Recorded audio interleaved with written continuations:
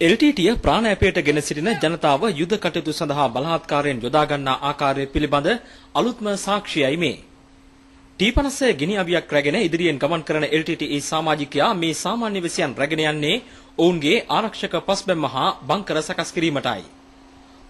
යුද මුක්ත කලාපයේ දකුණු කළවරේ වෙල්ලාමුල්ලි වයිකාල් ප්‍රදේශයේදී ඊයේ හමුදා ප්‍රහාර වලින් මරමුවටපත් වූ එල්ටීටී සමාජිකයෙකුගේ වීඩියෝ කැමරාවක තිබී සොයාගත් වීඩියෝ පටයකයි මෙම දර්ශන ඇතුළත්ව තිබුණේ. මෙවන විට ඉතුරු වේ ඇත්තේ එල්ටීටී සමාජිකයන් ඉතා අතලොස්සක් පමණයි. එම නිසා සමාජික හිගය පියවා ගැනීමට එල්ටීටීය ඉතුරුව සිටින සුළු සමාජිකයන් පිරිස සමග සිවිල් වැසියන් විශාල ප්‍රමාණයක් යොදා තිබෙනවා. ගිනියවිති සටන් වැදීමට සිවිල් වැසියන් බලහත්කාරයෙන් යොදවන අතරම යුදාගල් කැපීම, පස්බැමි සැකසීම, පතුරුම් සැකසීම, තුවාලකරුවන්ට ප්‍රතිකාර කිරීම ආදී කටයුතු සඳහාද යොදා ගැනෙන්නේ සිවිල් වැසියන්. එල්ටීටී සමාජිකයන්ද නිල ඇඳුම් අතහැර සිවිල් ඇඳුමෙන් සැරසී සිටිනු මෙම දර්ශන අනුව පැහැදිලි වෙනවා.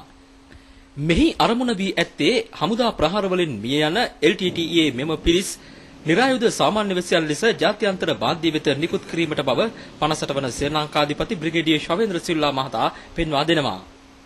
මේ සඳහා එල්ටීටීය කැමරා ශිල්පීන්ද යොදා ඇති බව මේ අනුව පැහැදිලි වෙනවා. එල්ටීටීය ඊයේ හමුදාවට ප්‍රහාර එල්ල කිරීම සඳහා රැගෙන ආ මෙම සන්නද්ධ රථයද ආරක්ෂක වැලිබැම්ම ආසන්නයේදී යුද හමුදාවේ 50ට වන සේනාංකය විසින් අත්පත් කරගෙන තිබෙනවා. මෙහි ප්‍රහාර වලට පැමිණි සියලුම පිරිස් හමුදා ප්‍රහාර වලින් මරුමුවටපත් වුණා. වෙඩිනවදින ඝන යකඩ තහඩු වලින් යුත් මෙම සන්නද්ධ රථය තුල පැටල් ගන් ලෙස හඳුන්වන දිගුදුර ක්ෂේත්‍ර ප්‍රහාරක අවි දෙකක් සවිකොට එල්ටීටීය ප්‍රහාර එල්ල කළා. ඕනෑම දිශාවකට හරවමින් මෙහි ප්‍රහාර එල්ල කිරීමට පහසුකම් පවතිනවා.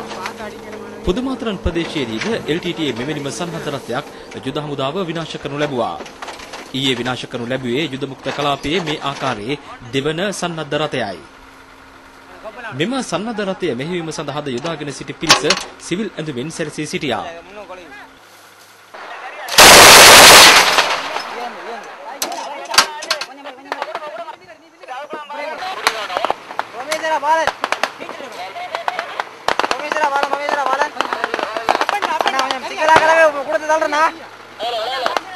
கொஞ்சம் சீக்கிரம் கடை கொஞ்சம் பார்த்து தள்ளுறேன்